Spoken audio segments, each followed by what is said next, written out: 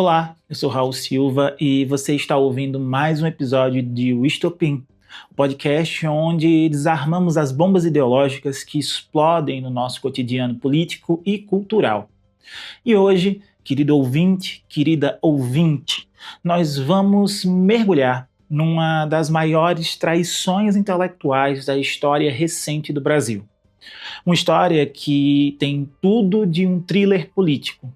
Um pensador morto nas prisões fascistas, um autoproclamado filósofo brasileiro e uma mentira tão bem construída que chegou a governar este país. Existe um fantasma que assombra a extrema-direita brasileira, mas não se engane pensando que eu estou parafraseando Marx aqui. Não é sobre o comunismo que eu vou falar hoje. Esse fantasma tem nome e sobrenome, Antônio Gramsci. Só que existe um problema. E é um problema gigantesco.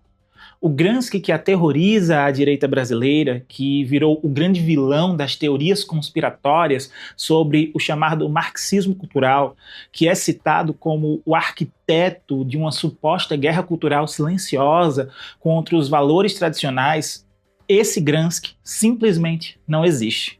Ele foi inventado. O que temos aqui não é um caso de má interpretação acadêmica, não é uma diferença de opinião sobre teoria política. O que aconteceu foi um sequestro intelectual, uma operação deliberada e sistemática para transformar um dos mais importantes teóricos antifascistas do século XX em um protagonista da teoria conspiratória. E o arquiteto principal dessa inversão, dessa traição histórica, foi um homem que muitos de vocês conhecem como Olavo de Carvalho. Agora, antes de nós continuarmos, deixe-me fazer uma pergunta que vai ecoar durante todo este episódio. Como é possível que um intelectual que morreu lutando contra o fascismo tenha virado inspiração ideológica para movimentos de extrema-direita no século XXI? Como alguém que escreveu seus textos mais importantes numa prisão fascista, com a saúde deteriorando dia após dia, pode ser acusado de ser um mentor de uma conspiração global contra a civilização ocidental? A resposta a essa pergunta não é apenas uma curiosidade histórica. Ela é a chave para entender como chegamos até aqui, como uma mentira bem contada pode se transformar em política de Estado, como uma distorção intelectual pode justificar ataques às universidades, à imprensa, às artes, à própria democracia. Porque vocês vão ver ao longo deste episódio que a história que eu vou contar não é sobre Gramsci, é sobre como a extrema-direita brasileira criou um método, uma técnica quase científica de sequestrar grandes pensadores da emancipação humana e transformá-los em vilões sob medida para suas teorias conspiratórias. Gramsci foi apenas o primeiro, mas não foi o único. Paulo Freire, George Orwell, Simone de Beauvoir, todos passaram pelo mesmo processo de desconfiguração. E aqui está o que mais me impressiona nessa história toda. A ironia final. Enquanto a extrema-direita acusava a esquerda de seguir um suposto manual gramsciano de guerra cultural, ela mesma estava aplicando de forma magistral exatamente a estratégia que o verdadeiro Gramsci havia descrito. Eles estavam travando a sua própria guerra de posição, construindo sua própria hegemonia, usando seus próprios intelectuais orgânicos para disputar o senso comum da sociedade brasileira. Vocês percebem a genialidade perversa disso? Acusar o inimigo de fazer exatamente aquilo que você está fazendo. É um jogo de espelhos quebrados, onde a vítima vira algoz, onde o antifascista vira fascista, onde a análise vira conspiração. Durante os próximos minutos, nós vamos desmontar essa operação peça por peça. Primeiro, eu vou apresentar a vocês o verdadeiro Antônio Gramsci. Quem foi ele, em que contexto viveu e o que realmente escreveu nos seus famosos cadernos do cárcere. Qual era o significado real dos seus conceitos de hegemonia cultural, guerra de posição, intelectuais orgânicos. Vocês vão conhecer um homem muito diferente do fantasma criado por seus detratores. Em seguida, nós vamos acompanhar passo a passo como Olavo de Carvalho pegou essas ideias complexas, sofisticadas, nascidas da resistência antifascista e transformou numa teoria conspiratória tosca sobre marxismo cultural. Vamos ver como ele importou teorias da conspiração que já circulavam na extrema-direita americana, adaptou elas para o contexto brasileiro e colocou Gramsci no centro de uma trama internacional contra a família, a religião e a pátria. Depois, vamos analisar como essa mentira se materializou em política real durante o governo Bolsonaro. Como a guerra contra o suposto gramscismo justificou ataques concretos às universidades, aos professores, aos artistas, aos cientistas. Como uma teoria conspiratória virou doutrina de governo. E por fim, vamos ver como essa não é uma história isolada, como o mesmo padrão, a mesma técnica de distorção foi aplicada a outros grandes pensadores da emancipação humana. Porque vejam bem, não é coincidência que a extrema-direita tenha escolhido justamente esses autores para demonizar. Existe uma lógica, um fio condutor que une todos esses ataques. Estamos falando de uma batalha pelas ideias que é, no fundo, uma batalha pela própria democracia. Porque quando você destrói a possibilidade do pensamento complexo, quando você reduz teoria sofisticada a teoria conspiratória, quando você transforma a análise em paranoia, você está atacando os próprios fundamentos de uma sociedade que pretende ser racional e democrática. Então apertem os cintos, porque a história que vocês vão ouvir hoje é ao mesmo tempo fascinante e assustadora. É uma história de como uma mentira bem contada pode mudar o curso da política de um país inteiro. É a história de como o pensamento pode ser sequestrado, distorcido e usado contra si mesmo. É a história de um Gramsci que nunca existiu, mas que assombra o Brasil até hoje. E mais importante ainda, é uma história que ainda não terminou, porque enquanto estivermos aqui, neste exato momento, discutindo essas ideias, tentando separar da ficção, nós estamos participando exatamente daquilo que o verdadeiro Gramsci descreveu como a batalha fundamental da política moderna. A disputa pelo senso comum, pela capacidade de dar sentido ao mundo, pela hegemonia das ideias. Bem-vindos, então, a mais um episódio de O Estopim. Hoje, nós vamos descobrir juntos como um teórico antifascista virou vilão da extrema-direita, como uma análise do poder virou manual de conspiração e como a verdade, mesmo distorcida, tem sempre uma forma de voltar à tona. Porque a verdade, meus caros ouvintes, é o único antídoto contra a mentira organizada. E hoje, mais do que nunca, precisamos desse antídoto.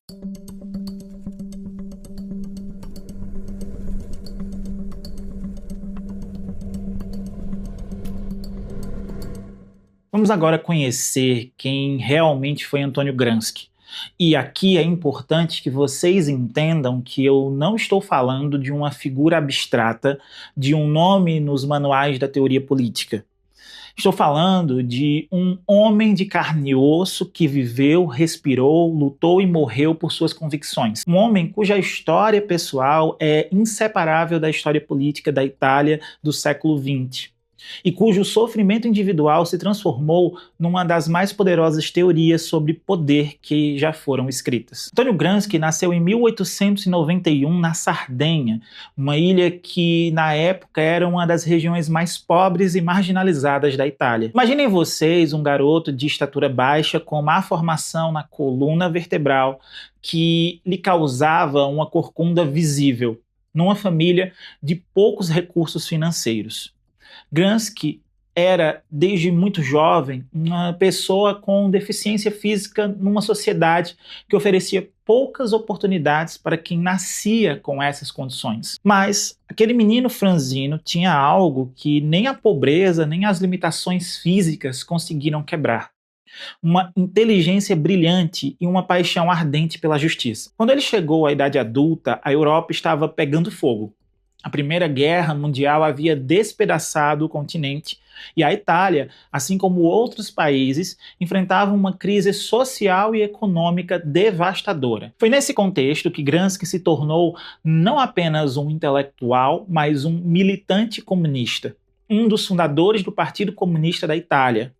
Um homem que acreditava que o mundo podia e devia ser mudado pela raiz. Mas aí, meus caros ouvintes, a história toma um rumo dramático. Porque em 1922, um homem chamado Benito Mussolini assume o poder na Itália.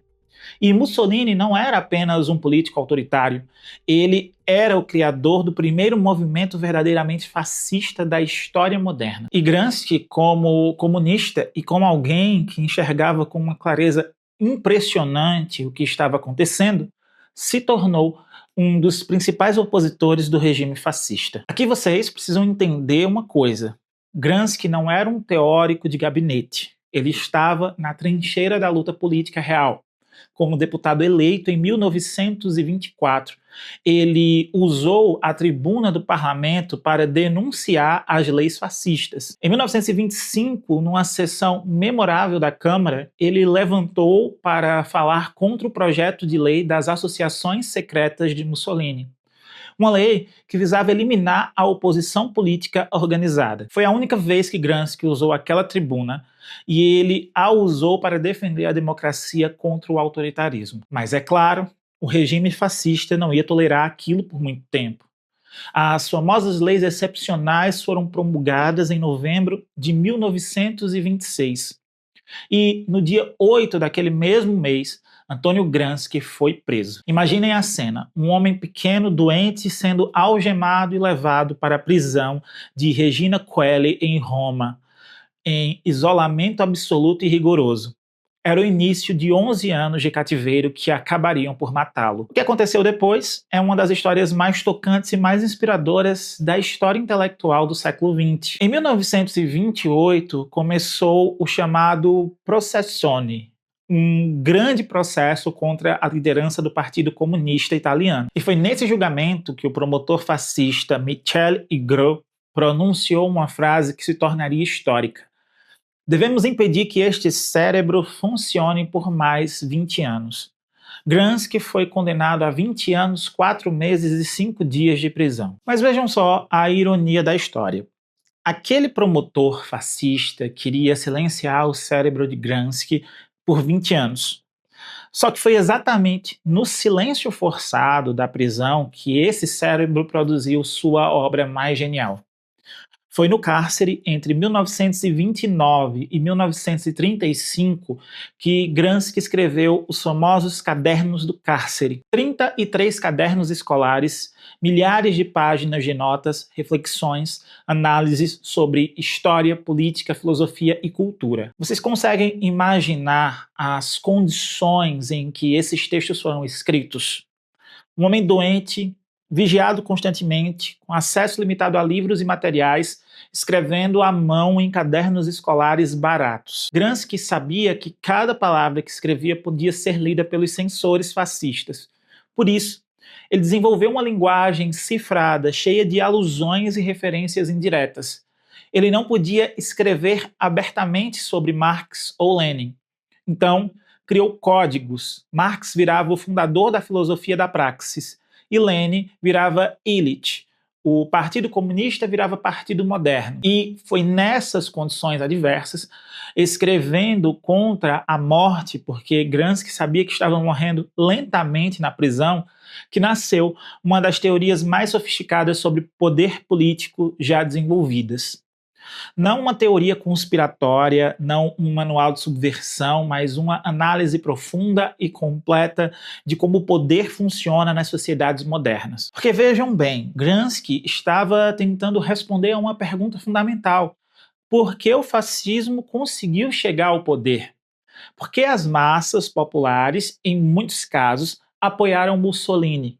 Como o movimento autoritário conseguiu não apenas impor sua vontade pela força, mas também conquistar o coração e a mente de milhões de pessoas. E foi para responder essas perguntas que ele desenvolveu o conceito de hegemonia cultural. Hegemonia, na teoria gramsciana, não é dominação pura e simples. É algo mais sutil e muito mais poderoso. É a capacidade de uma classe social exercer liderança intelectual e moral sobre toda a sociedade, fazendo com que sua visão de mundo seja percebida como natural, inevitável, benéfica para todos. É quando os dominados não apenas obedecem, mas consentem voluntariamente com a sua própria dominação, porque foram convencidos de que essa ordem social é a melhor possível. Gramsci percebeu que o Estado moderno não se sustenta apenas pela força bruta, pela polícia, pelo exército, pelos tribunais. Ele se sustenta também e principalmente pelo consenso, pela persuasão, pela capacidade de convencer as pessoas de que as coisas são como são, porque tem que ser assim. E onde acontece essa fabricação de consenso? No que ele chamava de sociedade civil. As escolas, as igrejas, os jornais, as organizações culturais, os sindicatos, até a família. Todas essas instituições participam da construção daquilo que as pessoas consideram normal, natural e inevitável. Por isso, Gramsci desenvolveu a sua famosa fórmula: Estado igual sociedade política mais sociedade civil. Isto é, hegemonia couraçada de coerção. O Estado não é apenas o governo, a polícia e o exército. O Estado é o conjunto de todas as instituições que participam do exercício do poder, tanto as que usam a força quanto as que fabricam consenso. A coerção e o consenso não são opostos, são complementares. A hegemonia é como uma armadura de consenso que protege o núcleo duro da dominação. E foi a partir dessa análise que Gramsci desenvolveu sua teoria da guerra de posição. Se nas sociedades com uma sociedade civil frágil, como a Rússia czarista, a revolução podia acontecer como um ataque frontal e rápido ao aparelho do Estado, uma guerra de movimento nas democracias ocidentais, com as suas complexas redes de instituições civis, a luta deveria ser pelo longo prazo, travada no terreno da cultura, das ideias, das instituições. É preciso construir uma nova hegemonia, uma nova visão de mundo capaz de unir essas classes subalternas antes da conquista do poder político. E quem seria responsável por essa construção hegemônica? Os intelectuais orgânicos. Não os intelectuais tradicionais que se veem como neutros e acima das classes sociais, mas aqueles que emergem das próprias classes em luta para articular, organizar e dar coerência à sua visão de mundo. Os intelectuais orgânicos são os pensadores, os organizadores, os artistas, os técnicos que conseguem transformar o senso comum, aquele conjunto fragmentado e contraditório de crenças populares, em um bom senso, uma filosofia crítica e coerente. Vocês percebem a sofisticação disso tudo? Gramsci não estava propondo uma conspiração secreta, ele estava descrevendo como a política realmente funciona em sociedades complexas. Ele não estava inventando a guerra cultural, ele estava analisando como toda política, em algum nível, é sempre uma guerra cultural, uma disputa pelo direito de dar sentido ao mundo. E aqui está o ponto crucial que vai ser fundamental para entendermos como a extrema-direita distorceu tudo isso. Gramsci escreveu sua teoria como alguém que estava perdendo a batalha. Ele não era um vencedor arrogante ditando estratégias para dominar o mundo. Ele era um prisioneiro antifascista tentando entender por que a sua causa havia sido derrotada, buscando ferramentas para que as futuras gerações pudessem resistir melhor ao autoritarismo. Quando Gramsci morreu em abril de 1937, poucos dias depois de ter conquistado a liberdade condicional, seus cadernos eram praticamente desconhecidos. Só foram publicados integralmente na Itália nos anos 1940 e 1950. Chegaram ao Brasil ainda mais tarde, durante décadas. Foram uma obra de referência para intelectuais de esquerda do mundo inteiro. que encontravam neles ferramentas sofisticadas para entender e contestar a dominação capitalista. Gramsci nunca imaginou que décadas depois de sua morte, suas ideias seriam sequestradas, distorcidas e transformadas em munição ideológica para movimentos que defendem exatamente aquilo que ele combateu a vida inteira. Nunca imaginou que alguém pegaria sua análise da hegemonia e transformaria numa teoria da conspiração. Nunca imaginou que a sua teoria sobre os intelectuais orgânicos seria usada para atacar professores, jornalistas e artistas. Nunca imaginou que sua guerra de posição seria invertida e usada como justificativa para uma guerra real contra a educação, a cultura e a democracia. Mas é exatamente isso que aconteceu. E foi isso que permitiu que um teórico que morreu lutando contra o fascismo se tornasse, na imaginação de milhões de brasileiros, no grande vilão de uma guerra cultural que ele nunca declarou e de uma conspiração que ele nunca arquitetou. Como isso foi possível? Como um antifascista virou inspiração para a extrema-direita?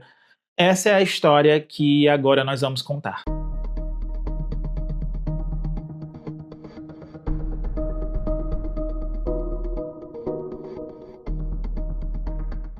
Agora chegou a hora de conhecermos o homem por trás desta inversão histórica. O arquiteto da transformação de um teórico antifascista em vilão conspirador.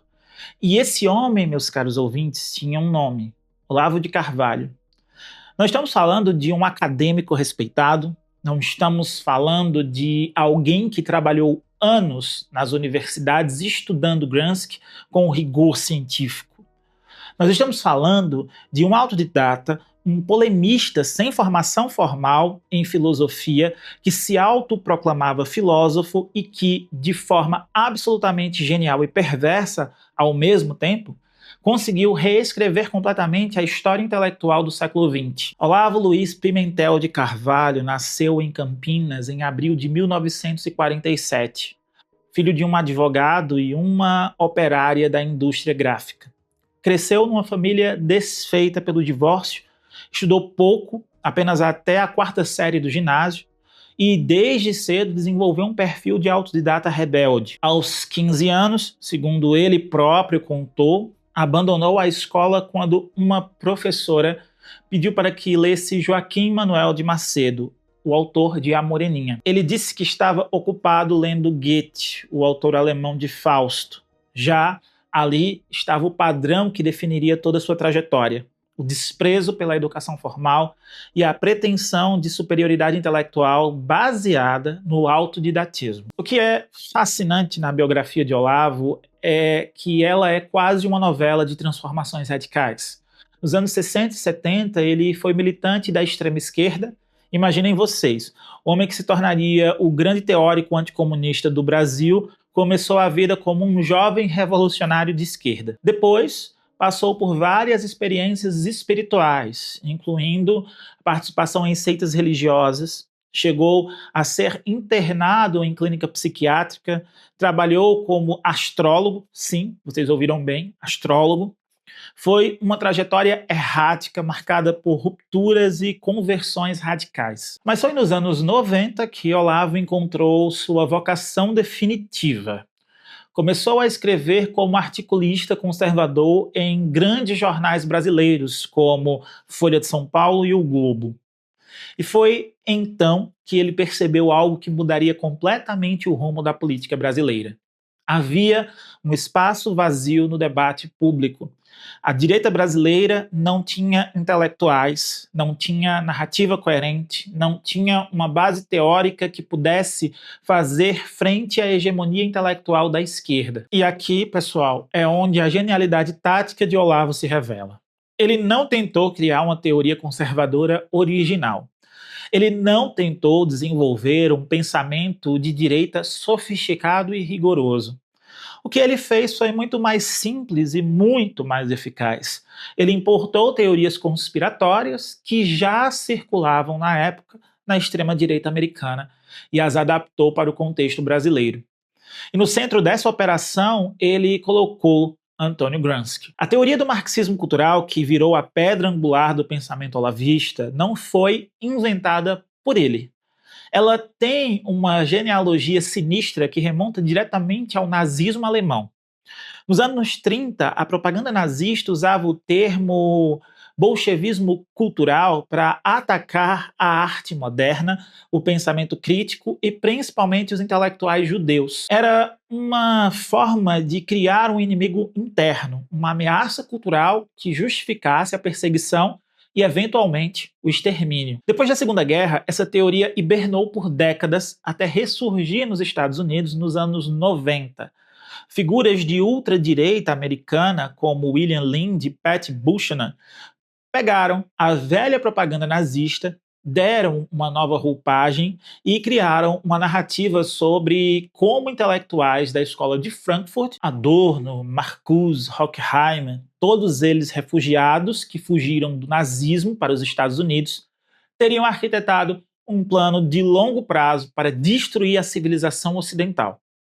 Segundo essa versão, eles fariam isso promovendo feminismo, direitos LGBT, multiculturalismo, ambientalismo politicamente correto. Olavo pegou essa ideia, essa teoria importada e fez uma adaptação crucial.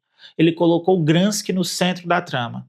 Na versão olavista, o marxismo cultural seria a aplicação prática da estratégia gramsciana de hegemonia, uma revolução silenciosa e gradual que visaria corroer os pilares da sociedade: família, religião, pátria, através da dominação total da cultura, da educação e da mídia.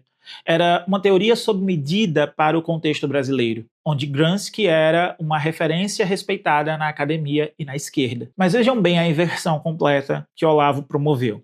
Gramsci, que havia escrito sobre hegemonia como uma análise de como o poder realmente funciona, foi transformado num mestre conspirador. Gramsci, que havia morrido nas prisões fascistas defendendo a democracia, foi transformado no mentor intelectual de uma suposta ditadura cultural. A leitura que Olavo fazia de Gramsci era pura distorção, mas era uma distorção deliberada e estratégica.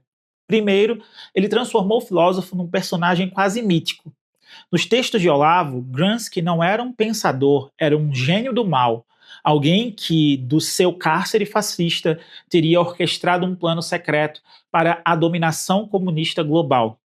Era uma narrativa cinematográfica cheia de drama e suspense, muito mais atraente do que a realidade complexa de um intelectual que escrevia teoria política em condições adversas. Segundo, ele esvaziou completamente o conceito de hegemonia do seu conteúdo analítico e o transformou numa técnica de conspiração. Na versão olavista, hegemonia não era mais a capacidade de uma classe social exercer liderança moral e intelectual através do consenso. Hegemonia virava agressão molecular, uma guerra invisível que agiria milímetro a milímetro, cérebro por cérebro, ideia por ideia, para alterar o senso comum e preparar o terreno para um golpe de Estado. Era teoria conspiratória pura, paranoia transformada em doutrina. Terceiro, ele distorceu completamente o conceito de intelectual orgânico.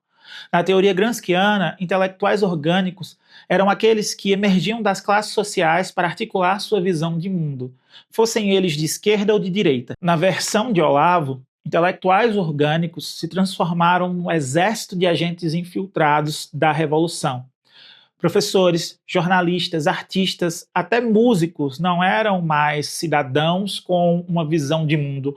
Eram soldados conscientes de um plano para contaminar a cultura com valores marxistas e minar os valores tradicionais. E aqui está o ponto crucial que vocês precisam entender para compreender todo um funcionamento da máquina olavista: a inversão acusatória. Olavo acusava a esquerda de seguir um plano gramsciano de guerra cultural, enquanto ele próprio prescrevia exatamente essa estratégia para a direita. Em seus cursos e escritos, ele dizia explicitamente que a direita deveria travar uma guerra cultural, deveria buscar a hegemonia na cultura para reverter o suposto domínio esquerdista. A descrição detalhada que ele fazia do plano da esquerda funcionava, na prática, como um roteiro para a ação da direita. Era genial na sua perversidade. Ao acusar o inimigo de ter um plano secreto, ele simultaneamente o desumanizava como conspirador e fornecia um manual de ação para os seus próprios seguidores, convenientemente disfarçado de alerta defensivo. E por que essa estratégia foi tão eficaz? Porque ela oferecia algo que a sociedade moderna, com todas as suas transformações rápidas e complexas, estava desesperada para encontrar: uma explicação simples e totalizante para fenômenos complicados. O avanço do feminismo, a luta por direitos LGBT, as mudanças nos costumes familiares, a crescente consciência ambiental, todas essas mudanças sociais geram ansiedades em setores conservadores da população. A teoria do marxismo cultural gramsciano oferecia uma resposta reconfortante. Não se tratava de movimentos sociais autônomos e legítimos. Tratava-se de frentes de um único plano maligno coordenado para destruir a civilização. Era o inimigo perfeito, multicultural e unificador. Qualquer coisa que incomodasse os conservadores, uma peça de teatro experimental, uma aula sobre diversidade sexual, um filme com protagonista negro, uma política de cota universitária, podia ser imediatamente explicada como parte da conspiração gramsciana. Era uma chave universal para abrir todas as portas da indignação conservadora. E Olavo não estava operando sozinho. A partir dos anos 2000, ele se tornou o centro gravitacional de toda uma rede de comunicação conservadora. Criou o site Mídias Sem Máscaras, que se tornou uma das primeiras plataformas de desinformação sistemática do Brasil. Desenvolveu um curso online de filosofia que formou milhares de seguidores fiéis, construiu uma presença massiva no YouTube, com mais de 1 milhão de inscritos e dezenas de milhões de visualizações. Era uma operação de guerra cultural real, aplicando na prática exatamente aquilo que ele acusava a esquerda de fazer teoricamente. Mas o ponto de virada, o momento em que a influência de Olavo extrapolou o mundo das ideias e invadiu o mundo da política real, foi quando ele se encontrou com a família Bolsonaro. Em abril de 2014, no aniversário do golpe militar, ele convidou o então obscuro deputado federal chamado Jair Bolsonaro para uma entrevista. Ali começou uma parceria que mudaria completamente o rumo da política brasileira. Olavo não apenas forneceu a base ideológica, mas o movimento que culminaria na eleição de Bolsonaro. Ele atuou como um verdadeiro guru, indicando nomes para os ministérios-chave do governo. Ernesto Araújo, para as relações exteriores, Abraham Weintraub, para a educação.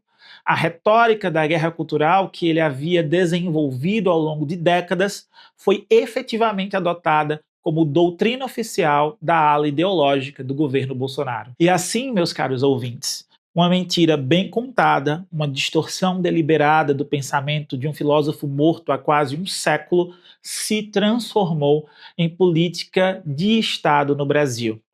O Gramsci fantasma de Olavo de Carvalho, que nunca existiu, que se tornou mais poderoso politicamente do que o Gramsci real, jamais foi.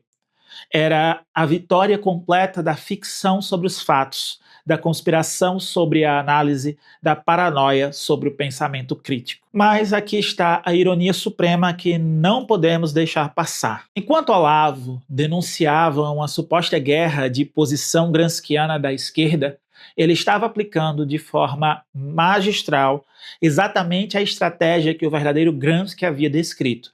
Ele estava construindo uma nova hegemonia conservadora, disputando o senso comum da sociedade brasileira, criando seus próprios intelectuais orgânicos, seus próprios aparelhos de comunicação, sua própria visão do mundo. Ele estava construindo uma nova hegemonia conservadora, disputando o senso comum da sociedade brasileira, criando seus próprios intelectuais orgânicos, seus próprios aparelhos de comunicação, sua própria visão de mundo unificadora. A direita olavista não estava combatendo Gramsci, estava sendo gramsciana, não estava resistindo à guerra cultural, estava travando a sua própria guerra cultural, não estava defendendo a democracia contra a hegemonia, estava construindo uma nova hegemonia antidemocrática. Era o espelho quebrado da política brasileira. Acusar o inimigo de fazer exatamente aquilo que você está fazendo, com uma eficiência que deixaria o próprio Gramsci impressionado. E o mais perturbador de tudo, funcionou. Funcionou porque havia um vazio no debate público brasileiro. Funcionou porque a esquerda subestimou o poder das redes sociais e da comunicação popular. Funcionou porque uma mentira bem contada e repetida milhões e milhões de vezes pode sim se tornar verdade para milhões de pessoas.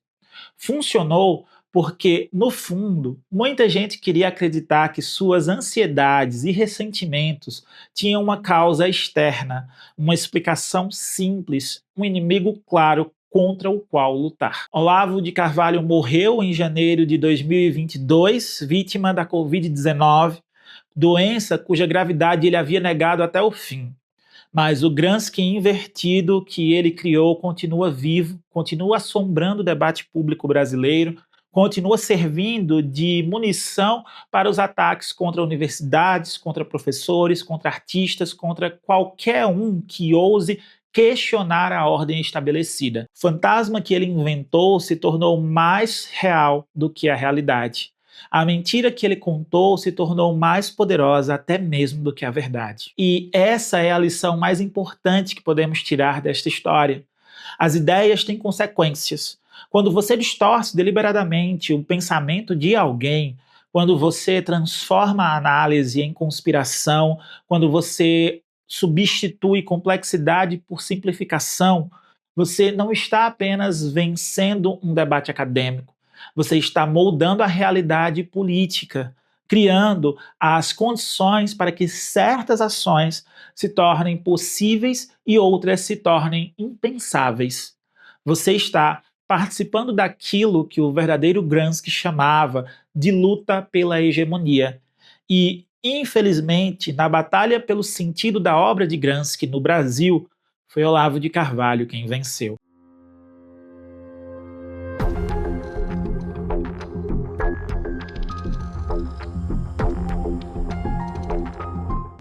Vamos agora observar como uma mentira bem contada se transformou em política real, como uma teoria conspiratória se materializou em ações concretas de governo, como o fantasma do Gramsci invertido saiu do mundo das ideias e começou a assombrar as instituições brasileiras.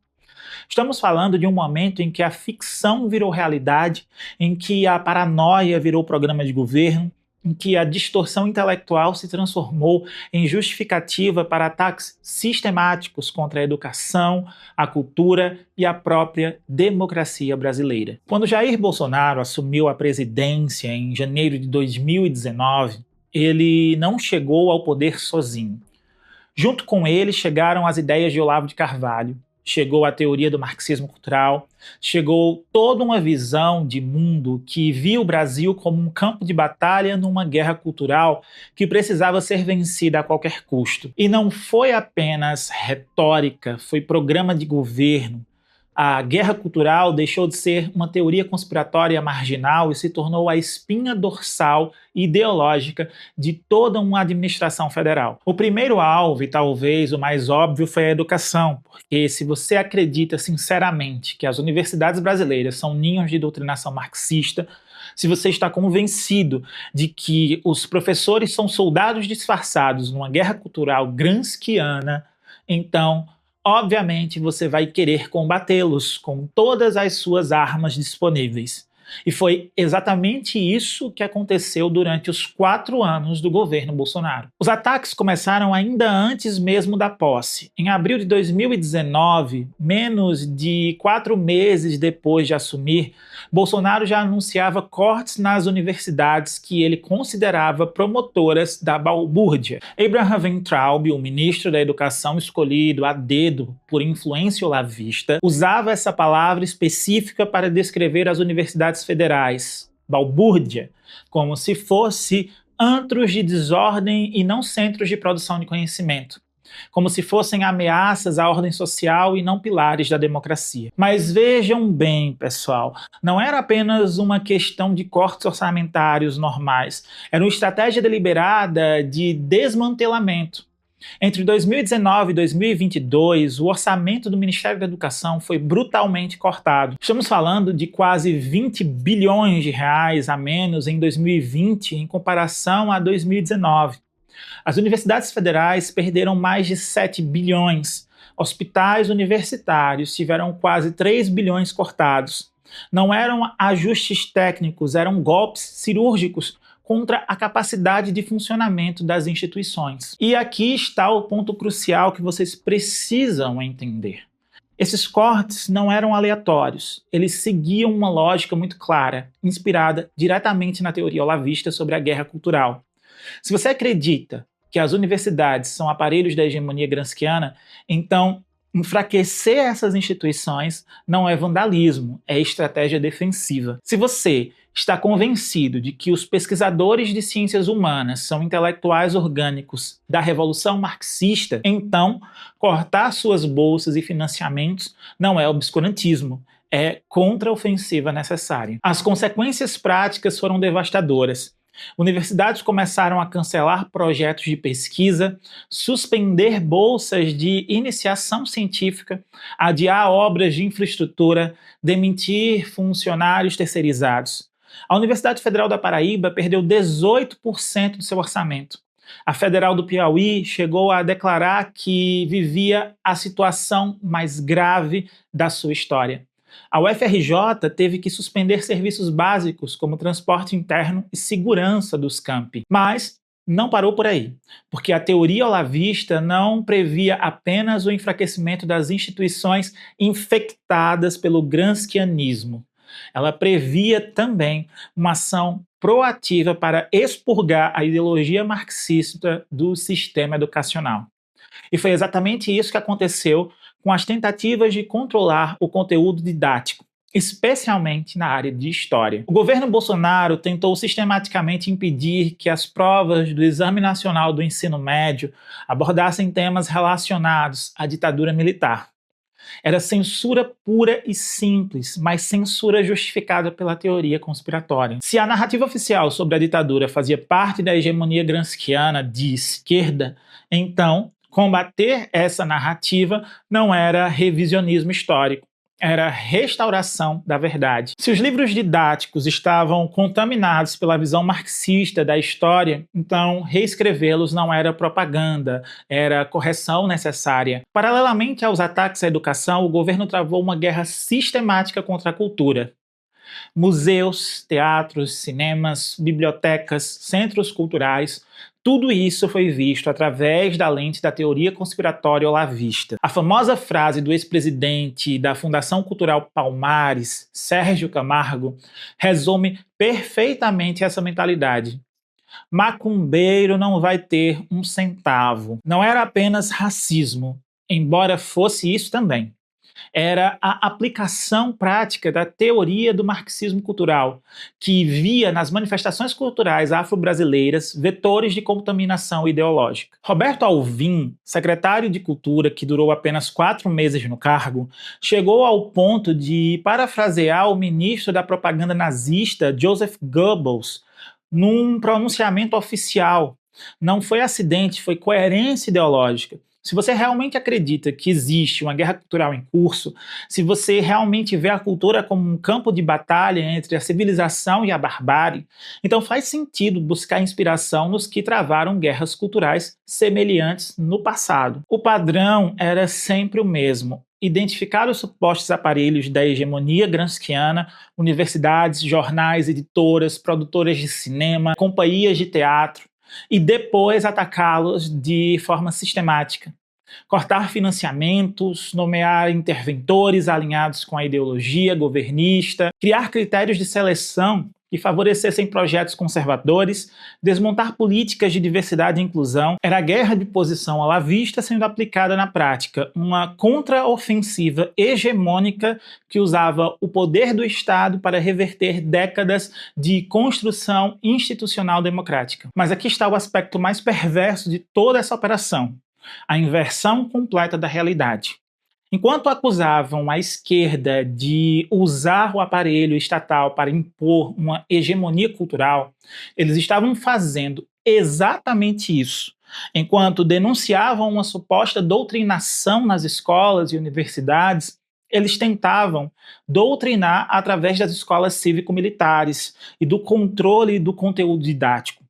Enquanto alertavam sobre uma revolução cultural silenciosa, eles promoviam uma contra-revolução cultural barulhenta e explícita. Era, como diria o próprio Gramsci, um exemplo perfeito de como funcionava a luta pela hegemonia em sociedades complexas. A diferença é que o verdadeiro Gramsci analisava esse processo para entendê-lo e eventualmente resistir a ele quando exercido de forma autoritária. O governo Bolsonaro usava uma versão distorcida dessa análise para justificar o seu próprio projeto autoritário de hegemonia. E não podemos esquecer do papel fundamental que as redes sociais e os influenciadores digitais nessa operação tiveram. Olavo de Carvalho havia mostrado o caminho, construir uma rede capilar de comunicação que chegasse diretamente aos lares brasileiros, que contornasse os filtros da imprensa tradicional e da academia, que criasse um ecossistema informativo paralelo onde as teorias conspiratórias pudessem circular livremente e ganhar ares de verdade. O bolsonarismo não apenas adotou essa estratégia, a profissionalizou. Criaram a máquina da produção e distribuição de desinformação mais sofisticada da história política brasileira. Gabinete do ódio, disparos em massa de mensagens no WhatsApp, exércitos de robôs no Twitter, canais do YouTube com milhões de visualizações. Era exatamente aquilo que acusavam a esquerda de fazer, usar os meios de comunicação para moldar o senso comum, só que fazendo de forma muito mais sistemática e eficiente. A Brasil Paralelo, e fica aqui o alerta para o conteúdo dessa produtora, uma produtora de audiovisual que se especializou em conteúdo histórico de viés conservador, é um exemplo perfeito desse processo.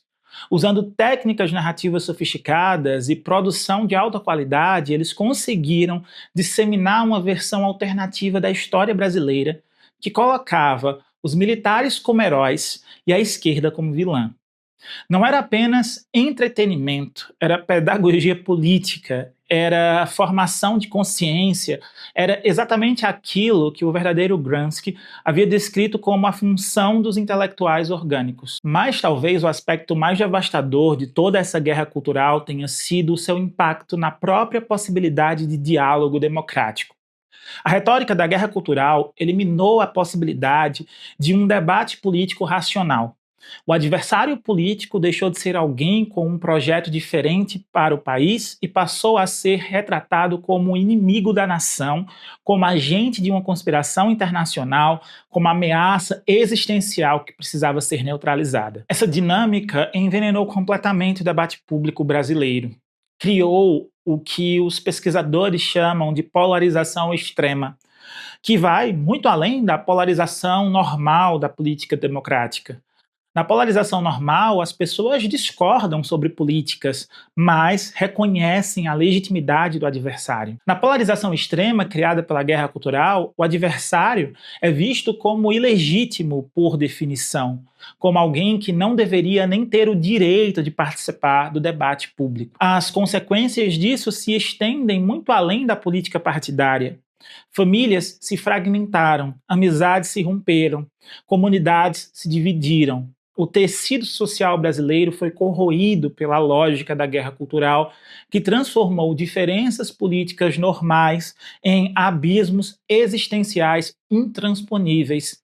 Era como se o país tivesse sido dividido entre dois mundos paralelos, cada um com a sua própria versão da realidade, suas próprias fontes de informação, seus próprios valores fundamentais. E aqui chegamos à ironia suprema que revela toda a genialidade perversa dessa operação olavista. Enquanto denunciavam uma guerra de posição gramsciana da esquerda, eles estavam aplicando na prática exatamente a estratégia que o verdadeiro Gramsci havia descrito.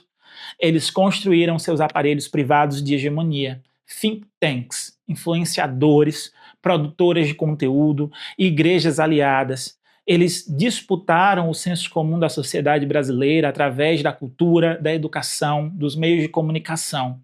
Eles criaram seus próprios intelectuais orgânicos para articular e disseminar sua visão de mundo. A diferença crucial é que o verdadeiro Gramsci escreveu sua teoria como alguém que estava na oposição, tentando entender como os dominados poderiam se tornar dominantes através da construção de consenso e liderança moral. O bolsonarismo aplicou uma versão distorcida dessa teoria para manter e ampliar sua dominação, usando o poder do Estado para impor sua hegemonia cultural de cima para baixo, através da força institucional e da manipulação informativa. Era, no final das contas, a vitória completa do Gramsci invertido sobre o Gramsci real.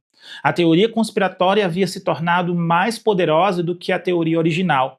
A mentira havia derrotado a verdade, o fantasma havia se tornado mais real do que o homem que supostamente o havia criado.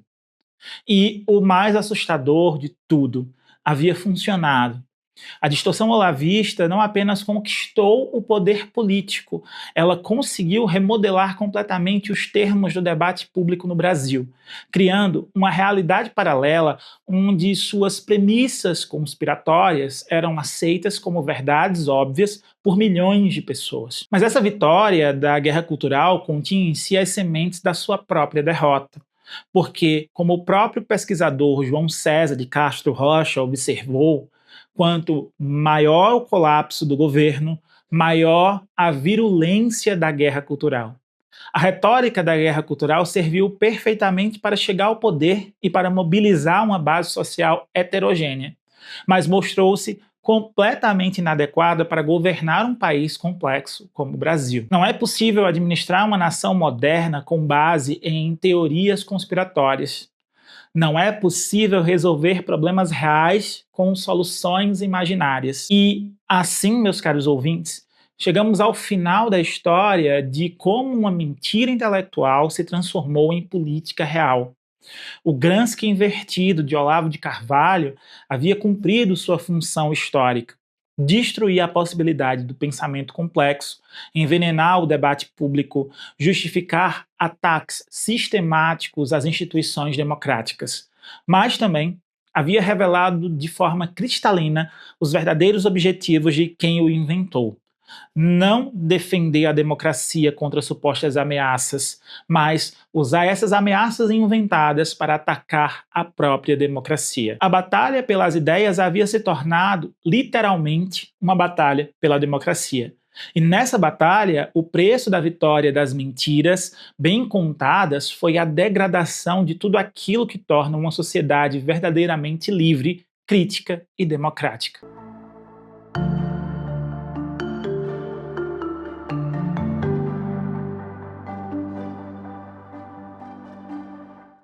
E aqui chegamos ao final de mais um episódio de O Estopim, uma jornada que começou com um fantasma e termina com uma revelação.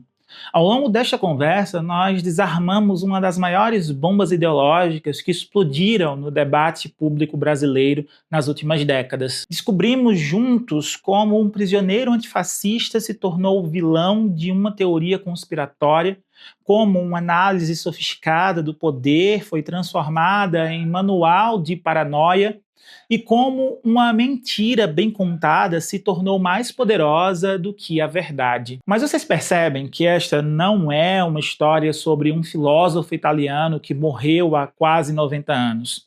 Esta é uma história sobre nós, sobre o Brasil de hoje, sobre como chegamos até aqui, e principalmente sobre como podemos sair deste labirinto de espelhos quebrados em que se transformou o nosso debate público. Porque o que aprendemos com o caso Gramsci é uma lição fundamental para os tempos em que vivemos.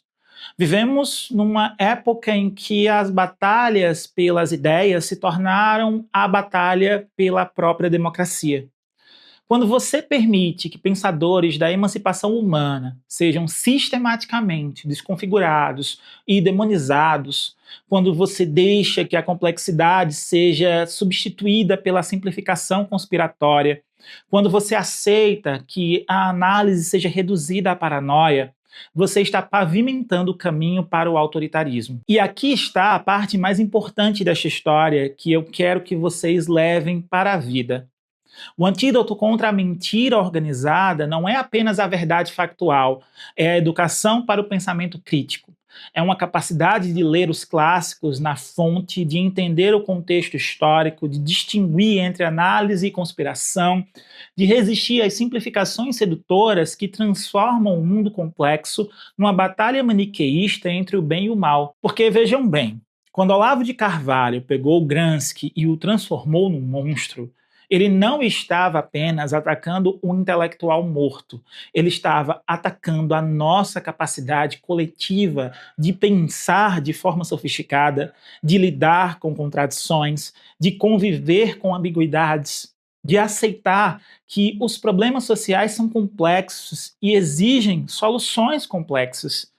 Ele estava nos treinando para sermos uma sociedade simplista, uma sociedade que prefere o inimigo imaginário ao adversário real, que prefere a teoria conspiratória à análise política. E isso, meus caros ouvintes, é profundamente antidemocrático.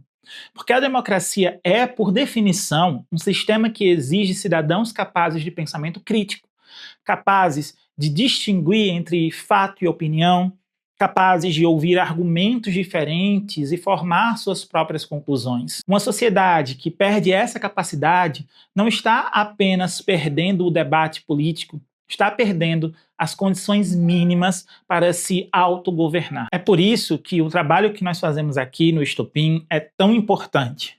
Não é apenas entretenimento, não é apenas informação, é resistência intelectual, é a recusa em aceitar que vivamos numa época pós-verdade.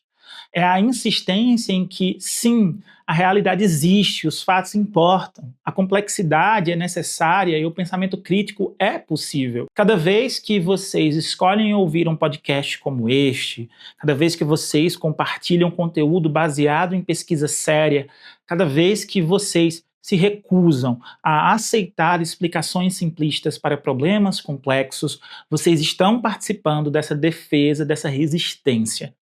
Vocês estão dizendo que a guerra cultural não é entre esquerda e direita, entre conservadores e progressistas.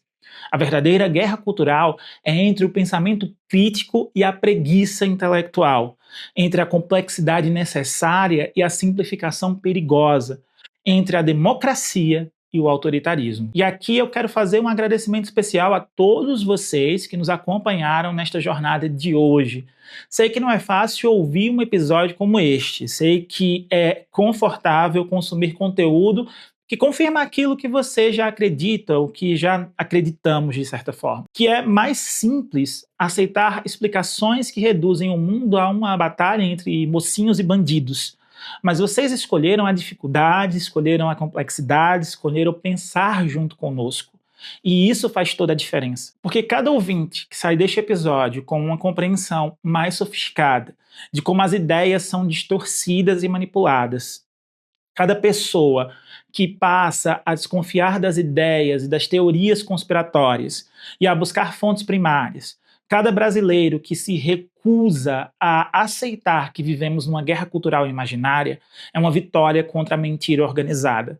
É um passo na direção de uma democracia mais madura, mais saudável, mais capaz de enfrentar os desafios reais do século XXI. Se vocês chegaram até aqui, se ouviram este episódio completo, eu tenho um pedido muito especial para fazer. Não deixem essa conversa morrer aqui. Compartilhem este conteúdo. Mandem para aquele parente que ainda acredita na teoria do marxismo cultural. Postem nas suas redes sociais. Conversem sobre isso com os seus amigos. Porque a batalha pelas ideias se trava uma consciência de cada vez. Uma conversa de cada vez, uma pessoa de cada vez. Inscrevam-se no nosso canal do YouTube, o Estopim.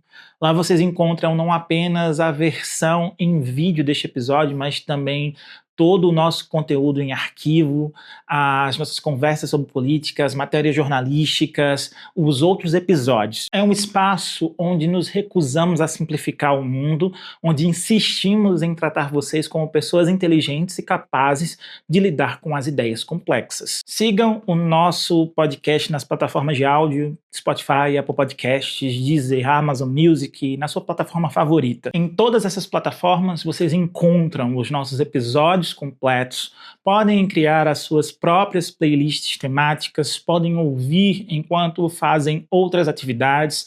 E sempre que vocês se inscrevem, sempre que vocês deixam uma avaliação positiva, vocês estão ajudando outras pessoas a descobrir este conteúdo. Vocês estão ampliando o nosso alcance, estão multiplicando a nossa capacidade de resistir à desinformação organizada. E já que falamos em resistência intelectual, eu tenho uma promessa para fazer. Nosso próximo episódio vai continuar exatamente nesta linha. Nós vamos falar sobre Adorno e a indústria cultural, o filósofo que virou vilão da direita. Vamos mostrar como a crítica da Escola de Frankfurt à razão instrumental, uma das análises mais lúcidas do autoritarismo moderno, foi convertida, ironicamente, em alvo de paranoia ideológica pela mesma extrema-direita que pratica exatamente aquilo que esses filósofos denunciavam. Se vocês acharam impressionante como distorceram Gramsci, esperem para ver o que fizeram com Adorno, Marcuse, Horkheimer.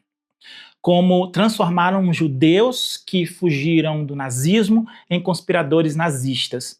Como pegaram filósofos que dedicaram suas vidas a entender e combater o fascismo e os transformaram em inspiradores do fascismo. É uma inversão tão perversa, tão sistemática, que chega a ser uma obra de arte da má-fé política. Vamos mostrar como a teoria da indústria cultural, que explica como a cultura de massa pode ser usada para manipular consciências e promover conformismo, foi distorcida para atacar exatamente as instituições que deveriam nos proteger dessa manipulação.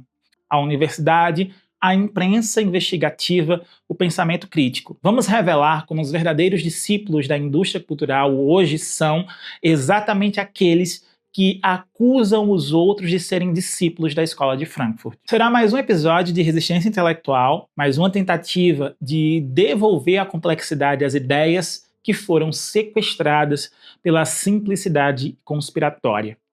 Mais um esforço para mostrar que a verdade, por mais complexa que seja, é sempre mais libertadora do que a mentira, por mais sedutora que ela pareça. Então marquem na agenda, programem-se para estar conosco, porque esta batalha não se vence em um episódio só.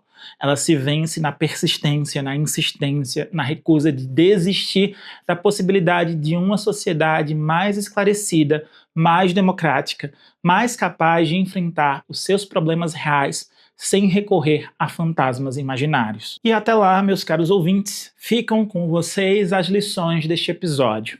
Desconfiem de teorias que reduzem a complexidade do mundo a uma conspiração simples.